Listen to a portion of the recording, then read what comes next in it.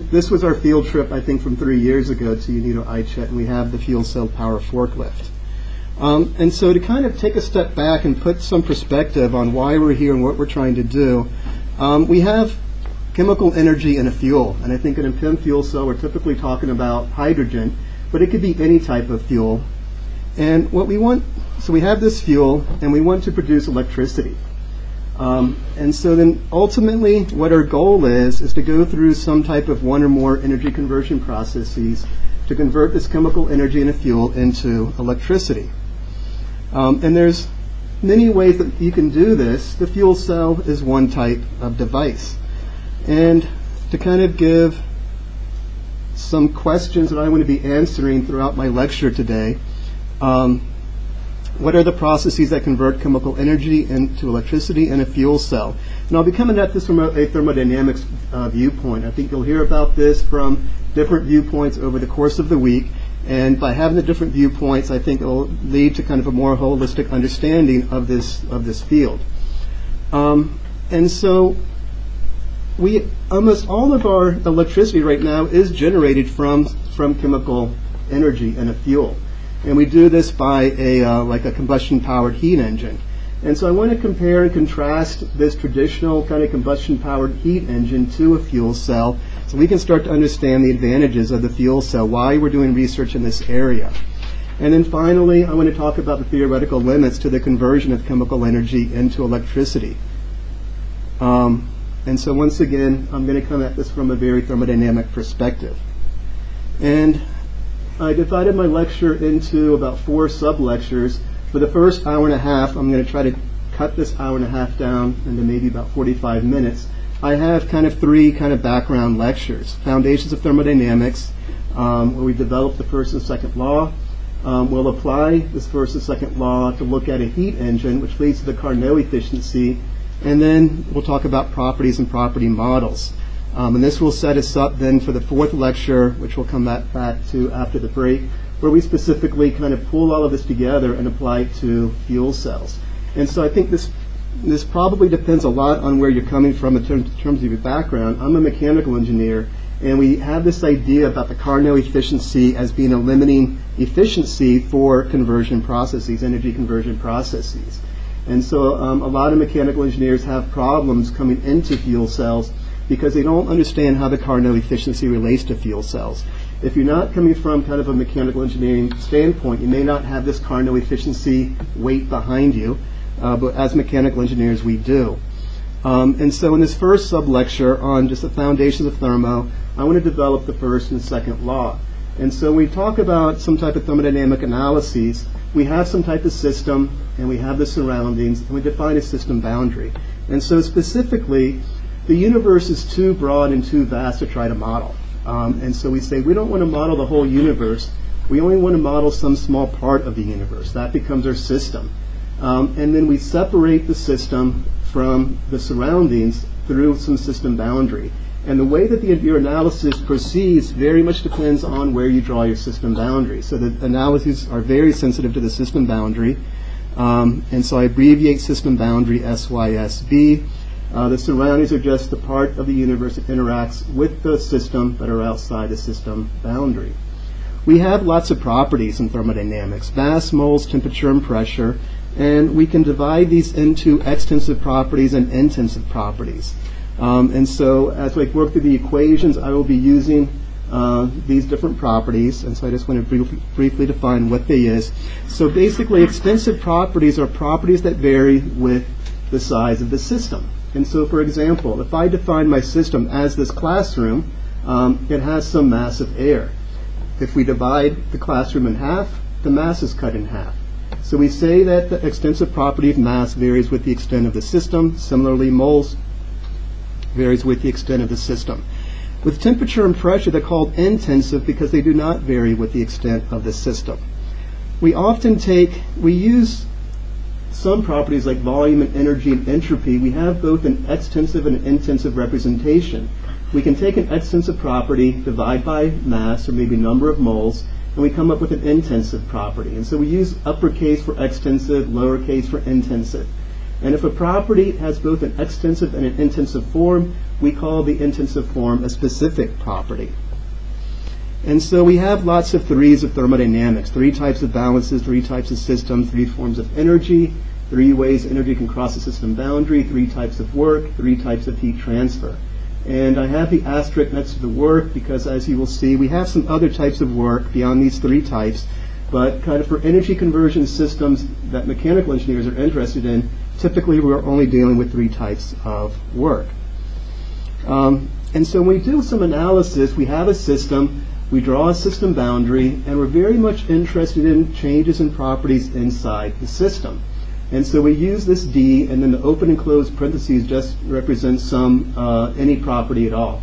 So we have D in some property, and this refers to an infinitesimal change inside the system boundary. And so we want to be able to quantify what's changing inside the system boundary, and these changes can be due to something entering the system boundary. So I've moved from a D to a del symbol. Once again, D indicates a change, del indicates a very small amount. So we have some very small amount of something entering, we have something a very small amount leaving, and we may have some small amount being generated. And so these small amounts entering, leaving, and being generated then can cause some change in the property inside the system boundary. And so we want to combine all of these ins and outs and changes in generation terms into balances. And so we have a mass balance. And so the change of mass is equal to the mass that comes in minus the mass that comes out. We have an energy balance, the change of energies, the energy that comes in minus the energy that leaves. We have the entropy balance, and this is where a lot of people start to have problems, is we have this extra term, here I call it sigma, and that's the entropy generation term. And so entropy can change inside a system, not only due to entropy entering and entropy leaving, but also due to entropy being generated. And this entropy generation becomes one of the key ideas that I'm going to be focusing on, in particular when we start talking about fuel cells. So this entropy generation has a huge impact on our fuel cell performance. So we have different types of systems. We have an isolated system. And the most basic definition for an isolated system is that we don't have any energy crossing the system boundary. By definition, if no energy crosses the system boundary, no mass crosses the system boundary, and no entropy crosses the system boundary. So both mass transfer and entropy transfer would carry energy with it, and so these two become kind of consequences of this basic definition for an isolated system. An isolated system is a special case of a control mass. For the control mass, we say there's no mass crossing the system boundary, but we can have energy and we can have entropy.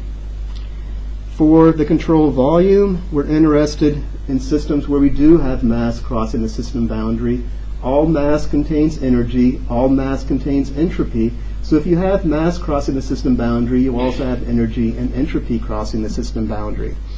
In fuel cells, we're interested in this control volume. We have fuel crossing the system boundary, we have some oxidant crossing the system boundary, we have products crossing the system boundary.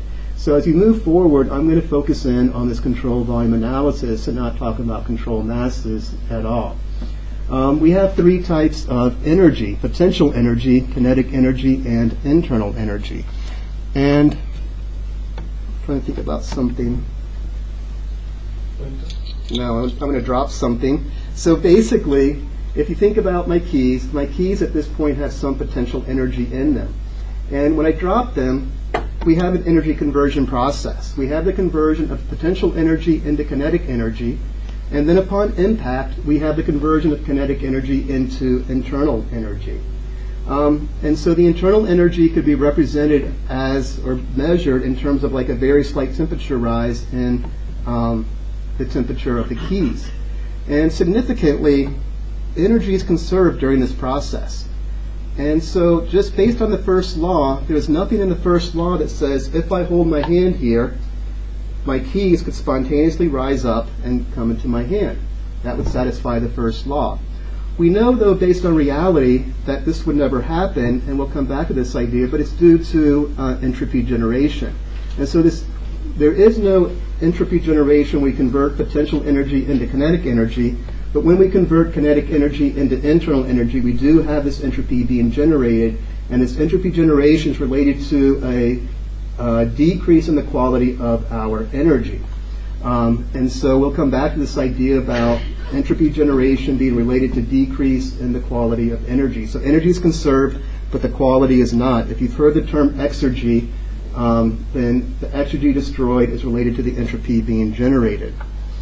When we look at energy crossing the system boundary, energy can cross the system boundary due to three modes: mass flow, work, and heat transfer. And so when we look at this mass flow obviously carries some mass with it as it crosses the system boundary. It also carries energy, and the energy is the internal energy of that mass plus what we call the flow work. Flow work is PV. And so I won't go into a lot of details, but basically the flow work is the work required to push the mass across the system boundary. And so it's a type of work, and so we have mass, or we have energy crossing the system boundary, both due to energy embedded in that mass, also due to the work to push that mass across the system boundary. We also have entropy embedded in all mass, and so we have mass, or we have entropy crossing the system boundary. Second type of energy transfer is work. And so work does not carry any mass with it. It does carry energy. Significantly, work does not carry any entropy with it. And so we can contrast this with heat transfer. So like work, heat transfer does not carry any mass with it. It does carry energy. When we go to this entropy term, though, we see that heat transfer does carry entropy with it. And so we see this fundamental distinction between work and heat transfer based on whether or not it carries entropy with it or not. And so the amount of entropy transferred with the heat transfer is the amount of heat transfer, Q sub J, divided by the temperature at the system boundary, T sub J, where that heat transfer occurs. We have three types of boundary work that are important. The first type is called boundary work, and this would be like in a piston cylinder car engine. You have the piston moving down after combustion, and we have this boundary work. And fuel cells are not interested in boundary work. We have shaft work. This would be a rotating shaft. And then what we're interested in is the electrical work, the flow of electricity across the system boundary with the voltage. And so all of these three types of work are all work, and at least in theory, we can move between these three types of work with 100% theoretical efficiency. So I could convert shaft work into electrical work with 100% theoretical efficiency, or electrical work back into shaft work. And so these are all kind of equivalent in terms of the quality of the energy, or the quality of the energy being transferred. So we have three modes of heat transfer: conduction, convection, and radiation. I think within fuel cells, we're very much interested in conduction and convection. Radiation is probably not so important. I think in a subsequent lecture, somebody will go into a lot more detail talking about thermal management of fuel cells. Within my lecture, we'll just talk about some heat transfer Q being generated. We won't specify how we're going to remove that from the system. We'll just quantify how much we need to be taken out. And so this is a picture of the Honda FCX Clarity fuel cell car. And you see it does have this grill on the front. And so this is the grill. You have airflow through here, and this airflow is to remove the waste heat from the fuel cell. Sign convention. And so if I don't have any subscript specifying in or out on my work and my heat transfer, at least within mechanical engineering we say that positive work is work out and positive heat transfer is heat transfer in. And this comes back from typically we have some thermal energy source like the combustion of a fuel, and that's what we pay for, and what we want is work. And so we use this sign convention to keep QH positive and work out positive.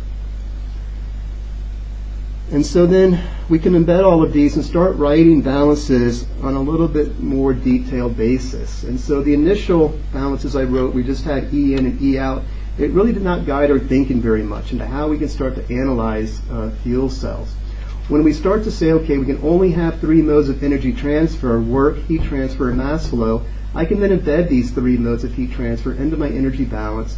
And now I start to have an energy balance that I can start to guide my thinking about how I may think about and how I may analyze my system. Similarly, with the entropy balance. I can embed that. I can have entropy transfer due to heat transfer and due to mass flow. And then I also have this entropy being generated. The first one is the conservation of mass. The energy balance could be a statement of the first law of thermodynamics, and then the increase of entropy could be a statement of the second law of thermodynamics. And so then this kind of becomes a summary of this first kind of lecture on the foundations of thermo, where we come up with the conservation of mass, more importantly, conservation of energy, the first law, and the increase of entropy, which is the second law. And so my remaining 3 lectures will be applying these balances to different types of energy conversion systems, and then looking at how these govern the overall performance of our systems. An alternate statement of the second law is the Carnot efficiency. And so, as I said, as mechanical engineers, when we come into fuel cells, we have this dead weight behind us of the Carnot efficiency. We think that this always is true. And so in my second lecture, I want to talk about this Carnot efficiency and what it means.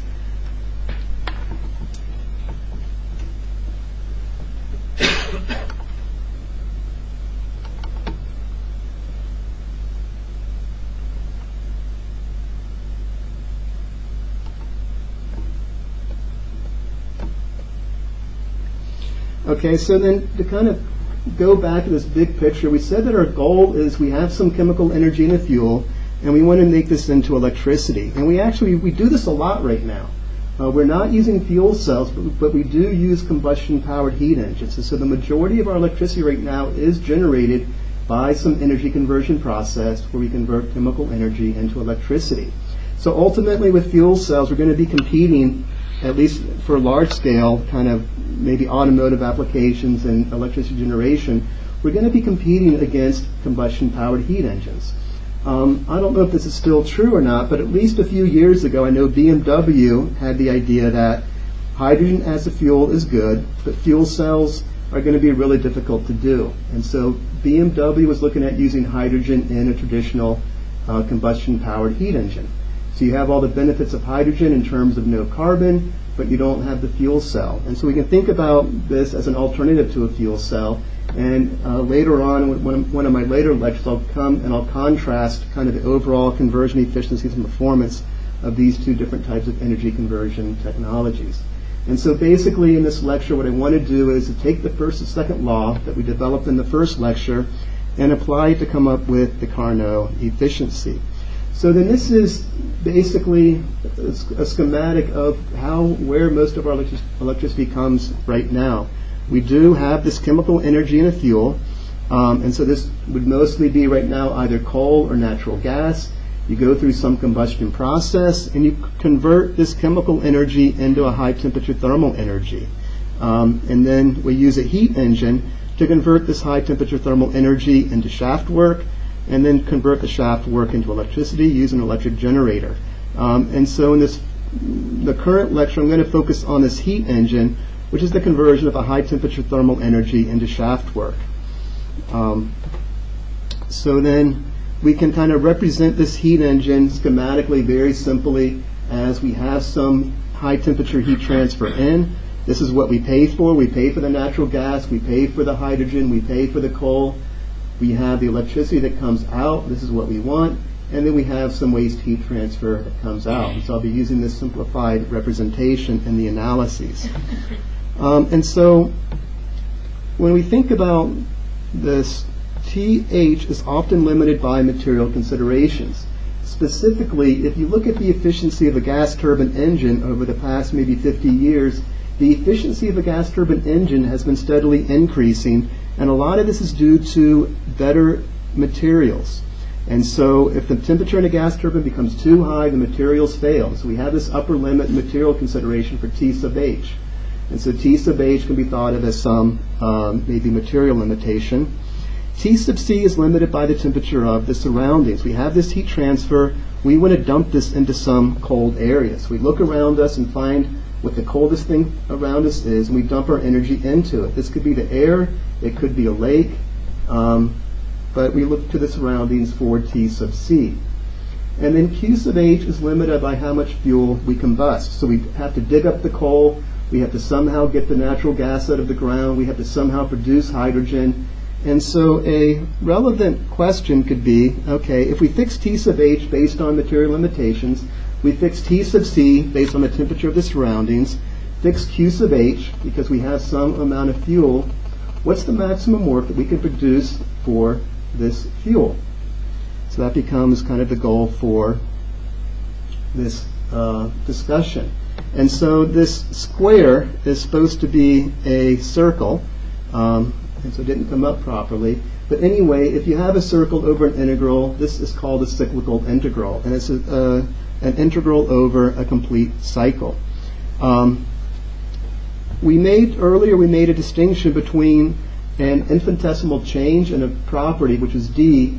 And if you take the cyclical integral of any property, it always comes out to be 0. And so specifically, a thermodynamic cycle is defined as the starting and the end states are the same. So for example, over the cycle, you may have changes in temperature, but the initial temperature and the final temperature come out to be the same, and so the net change over the cycle becomes 0. Similarly, you may have changes in pressure throughout the cycle, but the initial pressure and the final pressure are the same.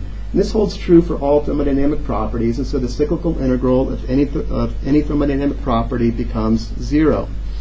We can contrast this with this del symbol, and the del is not a property of the system, and it does not have to be equal to 0 over a cycle. So anytime we have a del and we do a cyclical integral, that can be less than, equal to, or greater than 0. And this applies to both the cyclical integral of heat transfer, also the cyclical integral of work. So then applying these ideas to our energy balance, we can integrate this energy balance over a cycle. We end up with the simple form: the work of the cycle is QHN minus QC out. So intuitively, I hope this kind of makes sense based on conservation of energy. This is energy that comes in, this is energy that comes out, and this must be conserved. And so intuitively, hopefully, that makes sense. And so with our goal of maximizing the work out of the cycle for some fixed amount of fuel, this energy balance suggests that we want to minimize QC out. And so a relevant question would be, okay, what's the minimum QC out that's possible? Can that be 0? So to answer that question, we need to move to the second law of thermodynamics through the entropy balance. And so I can write this, oh, my microphone, testing. Should I wait for a second? Okay. Okay. So then we can write our entropy balance.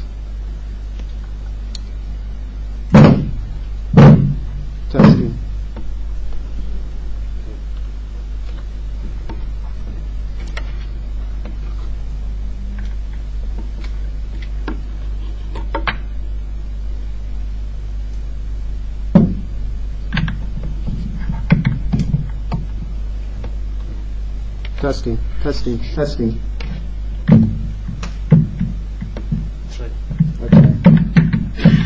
So then we can write this entropy balance, and once again we're trying to quantify the entropy entering the system, which is the entropy entering with the high temperature heat transfer. So we need both the amount of heat transfer, also the temperature of the heat transfer. We have the entropy leaving the system due to the heat transfer. We need both the magnitude and also the temperature. And then we have this entropy being generated.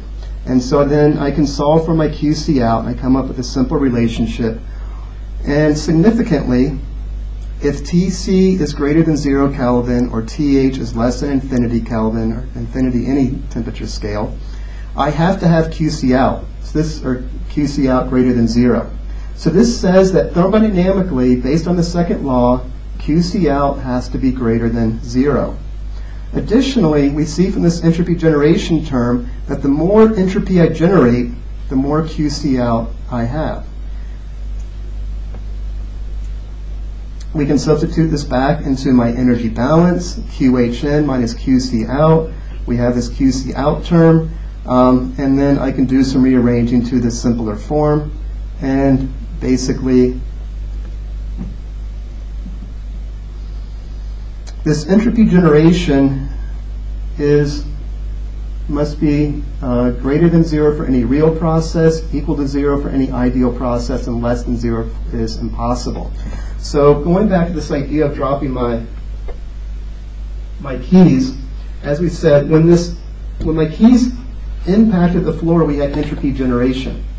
And so the reverse process, where the keys spontaneously cooled and it would rise up, converting internal energy into kinetic energy back into potential energy, this reverse process would destroy entropy, which is physically impossible based on the second law of thermodynamics.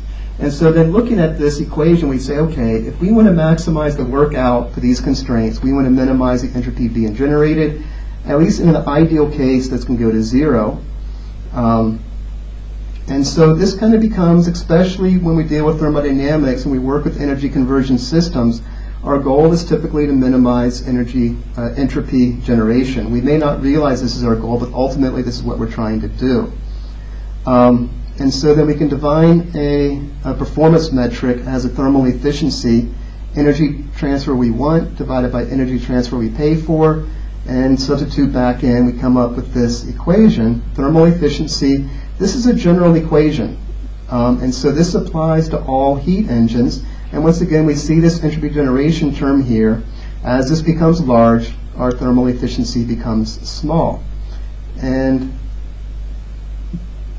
if we want to maximize this, we minimize the entropy being generated, and we come up with the Carnot efficiency, 1 minus Tc over Th. And so then, oftentimes in thermo, we start with the Carnot efficiency, and we work back from this to the second law. Here, I've started with the second law, worked forward, and arrived at this Carnot efficiency. And if we look at the Carnot efficiency as a function of temperature, we get some classical curve that looks like this.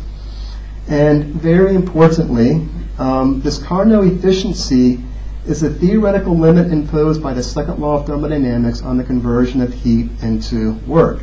And as mechanical engineers, this is typically what we're interested in, is the conversion of heat into work using this power cycle.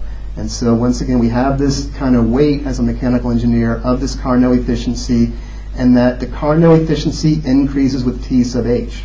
And so if you work with a gas turbine, you want to try to increase your temperature to increase the performance. But significantly, the Carnot efficiency doesn't say anything about the conversion of chemical energy into work. And ultimately, this is what we're doing in a fuel cell. We're not trying to convert heat into work. We're converting chemical energy into work. And so the second law does apply and does limit the conversion efficiency in a fuel cell, but it does not do this according to the Carnot efficiency. We come up with a different efficiency expression for a fuel cell. And in order to come up with this efficiency expression for a fuel cell, I need to talk a little bit about thermodynamic properties. And so this would be, I think tomorrow you're supposed to have a quiz at the end of the day. So this could be like a potentially good quiz question, is to state the Carnot efficiency, maybe sketch out this graph, and maybe talk about what the Carnot efficiency is and how the Carnot efficiency relates to fuel cells.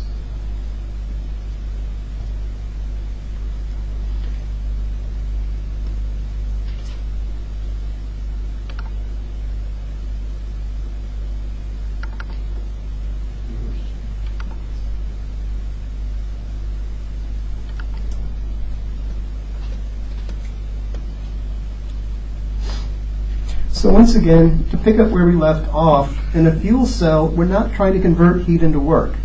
We're trying to convert chemical energy into work. And in order to start to quantify what the limits are to the performance of the fuel cell and how this differs from the Carnot efficiency, we need to be able to talk about the properties of the fuel and the oxidant entering and the properties of the products leaving the system. And so to do this, we need to talk about properties and property models.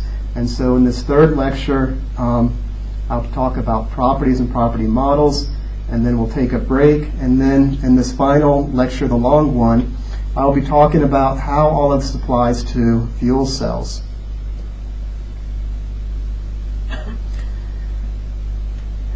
Okay, so we need to talk about in order to quantify energy crossing the system boundary and entropy crossing the system boundary with a mass flow or a molar flow, we need to be able to describe the enthalpy and the entropy of those mass flows or molar flows. In order to do that, we need a property model. And so I abbreviate property model as PM subscript J, where J can be a different type of property model. So we have many, many different types of property models. If you took like a mechanical engineering thermo course, at least, in the back of your textbook, you had pages and pages and pages of tables of properties. And so this becomes one type of property model. You may also have used like an ideal gas model, the equation PV is equal to nRT. That becomes a mathematical property model. You may have used software, and that's a different property model, or you may have used plots. So all of these are different types of property models, and depending on what types of substance we're dealing with, we often work with different types of property models. And so I want to clearly distinguish between a pure substance and a mixture. And so we have three different cases. The first case, we only have oxygen, that's a pure substance. Second case, we only have N2, that's a pure substance. Third case, we have oxygen and nitrogen, and that's called a mixture and not a pure substance. So most of we tend to focus on property models of pure substances because property models for pure substances are really, really easy. Property models for mixtures are really, really difficult. And so to keep our life easy, we try to work with pure substance property models. We can look at water in the liquid phase, and this is a pure substance. And so the definition for pure substance is that every molecule is the same. You may have different types of atoms, hydrogen and oxygen, but the molecules are the same, H2O. And you can also have different phases. And so liquid water and vapor water is still a pure substance, although you have different phases.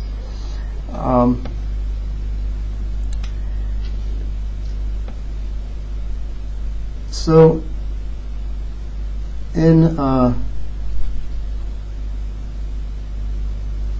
when we work with fuel cells, we typically do have mixtures. And so we can think about the enthalpy of some mixture. For example, if you look at the exhaust coming out of a fuel cell, you may have water vapor, maybe some excess oxygen, and maybe some inert nitrogen.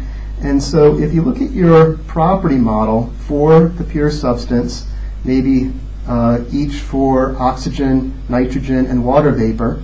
So you could calculate this based on your property model for a pure substance, multiply that by the mass of each species, sum across all species, and that could be one way to calculate H. And the question would be, is this a good model? And generally, this is not a good model. And so I think enthalpy is maybe a little bit difficult to think about. I want to move this over to talk about this in terms of volume. And so we can think about maybe like the volume of species A, pure species A at some temperature and pressure, some volume of species B at the same temperature and pressure. And when you mix these two together, the volumes may not be additive. Specifically, if you mix the two together, molecules A and B may attract one another. If they attract, then your volume goes down. The molecules may repulse one another. If the molecules repulse one another, then your volume goes up. And so in general, this property models, pure substance property models, are not additive. And this creates a lot of problems. And so this becomes the volume. And so we can use a property model, calculate specific volume for each individual species, sum across all masses, come up with the total volume, and that does not work. Rather, we need some function in terms of temperature, pressure, and the amount of mass for each species. And this becomes really, really complicated to do. We want to simplify our life, though, and we want to use these ideal or these pure substance models. And if we limit ourselves to ideal gases, the definition for an ideal gas is that the molecules do not interact with one another. And this is really important because it doesn't matter if we have pure A or a mixture of A and B, the molecules are independent, and each one behaves as a pure substance at temperature T and partial pressure P.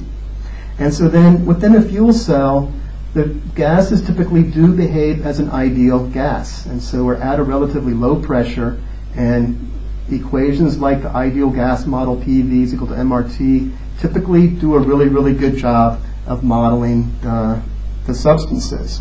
And so we often make this ideal gas assumption to simplify our calculations. I'm going to make a slight change in notation. Up to this point, I was working with on a mass basis. I want to switch to moles. Moles become easier to work with when we work with reactions. And we need to be able to differentiate between each species in a mixture.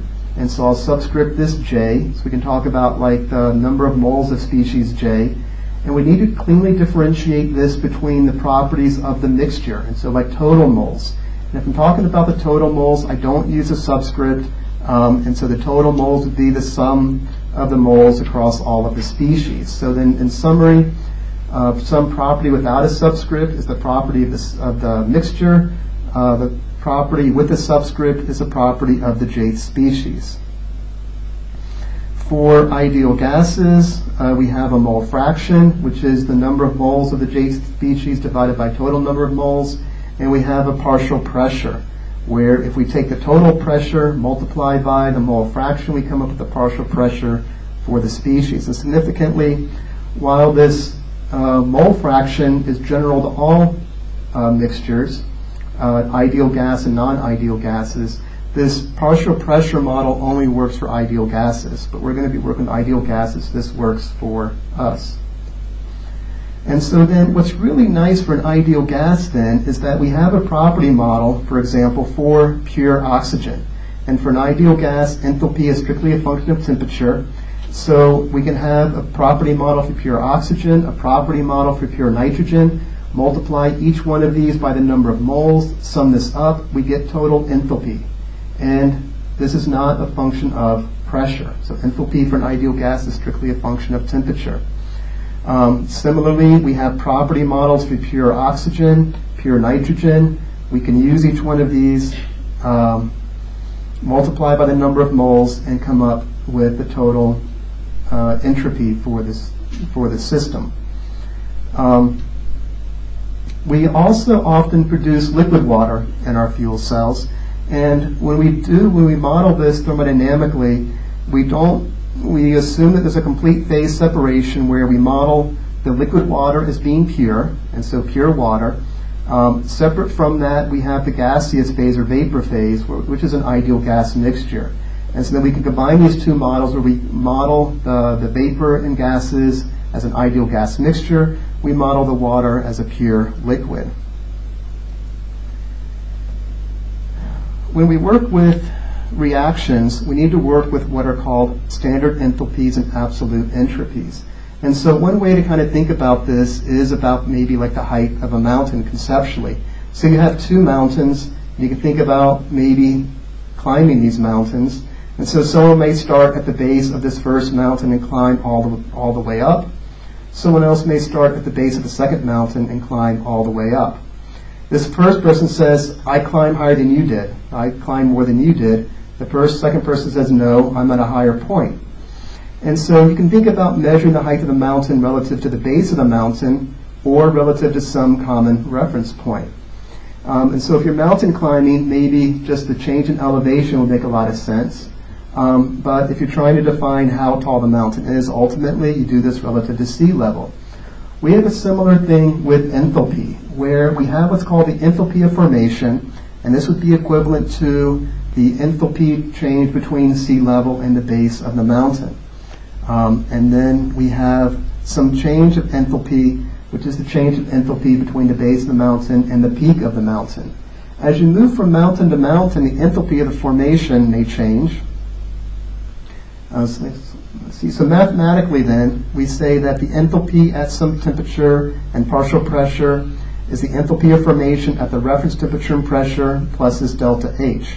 So if you look at this enthalpy of formation term cancels out with this, and we come up with the enthalpy at T and partial pressure. But we have tabulated values for enthalpy of formation, and we can use property models for this delta H. If we move to a different substance being equivalent to a different mountain, we can talk about a different enthalpy of formation and different delta H. We have the same idea with entropy, and so we have what's called the standard enthalpy, or absolute entropy at some reference state, plus some change of entropy from that reference state. And so when we start moving from mountain to mountain, we need to be working with this absolute, the standard enthalpy and the absolute entropies. So enthalpies of formation. Enthalpy is not an absolute property, so you can think about like absolute 0 Kelvin. You can never go below that. There's an absolute 0 pressure. Unlike temperature and pressure, there is no absolute 0 for enthalpy. And so we choose some reference state, kind of like choosing sea level as a reference state for height. And we can look at three types of oxygen, O, O2, and O3. All three are in the gas phase. All three are pure elements. They're not compounds. And we ask ourselves, are they stable at the reference state? Only O2 is stable at the reference state, where the reference state is 298 Kelvin and 1 atmosphere. And so the oxygen in this room, approximately 25 degrees Celsius, 298 Kelvin, and 1 atmosphere, is stable. And so by convention, we assign that an enthalpy of formation of 0. So all elements not at their most stable state do not have an enthalpy of formation of 0. And we can calculate this. I'll come back to how we calculate this in 1 second. So oxygen, O2, is one important species for our fuel cell. Hydrogen is also an important species. If you have pure hydrogen at 298 Kelvin and 1 atmosphere, it's stable, and so we assign this an enthalpy of formation of 0. H2O is also an important species for fuel cells. We can think about this in the liquid phase. It's stable at 298 and 1 atmosphere, but it's not a pure element. It has both hydrogen and also oxygen, and so this does not have an enthalpy of formation of 0. Finally, we can think about water in the vapor state at 298 Kelvin and P reference. It's not stable, because if you had a vapor water at 298 Kelvin and 1 atmosphere, it would condense into the liquid phase. And so to summarize then, for our enthalpies of formation, we can look at any element, and we can take that element and put it in some environment where it's at 1 atmosphere and 298 Kelvin, and we can look at what the most stable form is, or what the majority form is of that element, and we assign that an enthalpy of formation of 0. We can then look at an enthalpy of formation reaction to calculate our enthalpy of formations for other types of species. So for any compound, for example H2O, we can form any compound by reacting elements at the most stable state. And we may have heat transfer to or from the system, Q. We do this reaction isothermally and isobarically at the reference temperature, the reference pressure. We can write an energy balance for this. And we can divide through by the number of moles of water, and the coefficients become the stoichiometric coefficients. The enthalpies of formation for hydrogen and oxygen are both 0, because we're at the standard temperature, or reference pressure. And we come up with some value of heat transfer per moles of water, and this becomes the enthalpy of formation for water. And so then we can either calculate this numerically or maybe do an experiment, and we can find this value. So once again, we're using stable elements at the standard temperature and pressure, going through some formation reaction and forming some compound, and we have heat transfer to or from the system. So now we can talk about the enthalpy of formation for any type of compound. Within fuel cells, a lot of times we work with what are called heating values. Heating value comes from the field of combustion, where we can think about taking hydrogen and oxygen, combusting them isothermally and isobarically. We come up with maybe water vapor, and we have some heat transfer out. And so for people in combustion, they're very, very much concerned about how much heat transfer out can I get from this fuel. Different grades of coal have different heating values. And then if you take this water vapor and you condense it, you can get some more heat out. And so then we can think about this conceptually as two steps. The first is combustion. The second one is condensation. As we have heat transfer out due to combustion, heat transfer out due to condensation. Our lower heating value, abbreviated as LHV, is Q out from the combustion. So it's heating due to combustion if the water comes out in the vapor phase. The higher heating value, HHV, is the heating due to both combustion and also condensation. And so then we can think about the higher heating value as being the lower heating value plus the heating due to condensation. And so we go into the fuel cell calculations in the second part of my lecture. I'll be talking about how we quantify the performance of fuel cells in terms of heating values. And so specifically, this is a very common term within the combustion field.